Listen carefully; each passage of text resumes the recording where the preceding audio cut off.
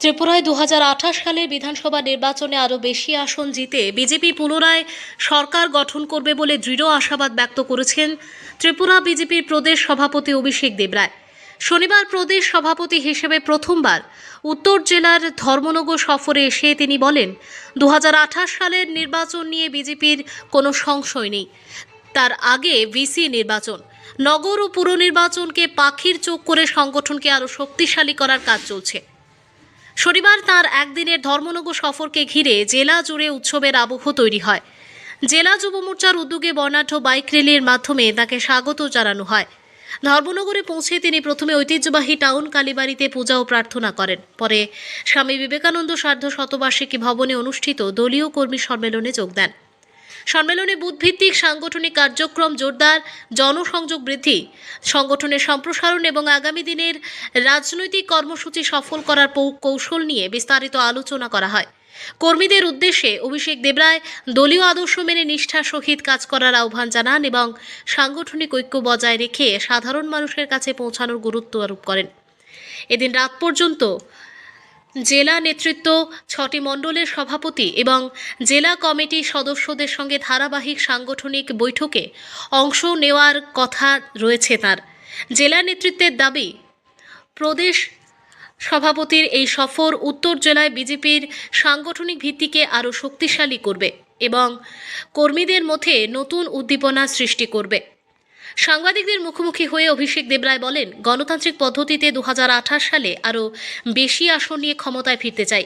মানুষের আরও বেশি সেবা করা, সংগঠনকে তৃণমূল স্তরে শক্তিশালী করা এবং জন আস্থা বৃদ্ধি করাই এখন আমাদের লক্ষ্য। ভিসি, নগর এবং পুর নির্বাচনকে সামনে রেখে আমরা প্রস্তুতি নিচ্ছি। বিধানসভা নির্বাচন নিয়ে বিজেপির কোনো সংশয় নেই। যারা নানা কথা বলছেন তাদের অতীত মানুষ দেখেছেন, একই সঙ্গে বিজেপির কাজও মানুষ দেখছেন। ধর্মনগর প্রতিনিধির রিপোর্ট, প্রতিদিন ত্রিপুরা।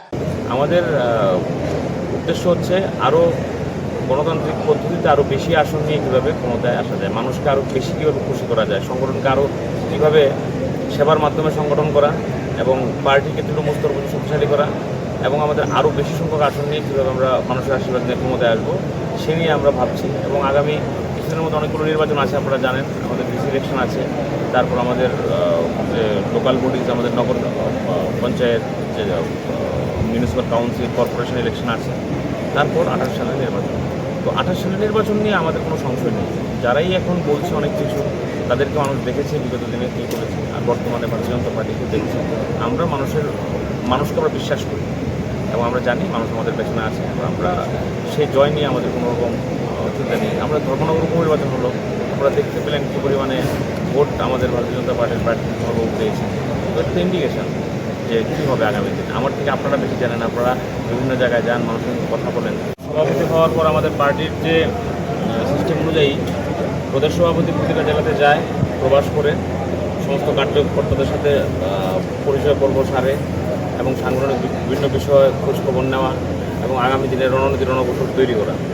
তো আজকে আমরা নর্থ ইস্ট থেকে আমরা এসেছি, আমি এসেছি এখানে। তো এখানে আপনারা দেখতে পাচ্ছেন যে আমাদের 3 জন বিধায়ক, আমাদের পার্টির সাধারণ সম্পাদক, সেক্রেটারি, সভাধিপতি সবাই এখানে আছে। প্রচুর সংখ্যক কর্মী সমর্থকরা স্বাগত জানিয়েছে, আমি আপ্লুত তাদের অভ্যর্থনায়।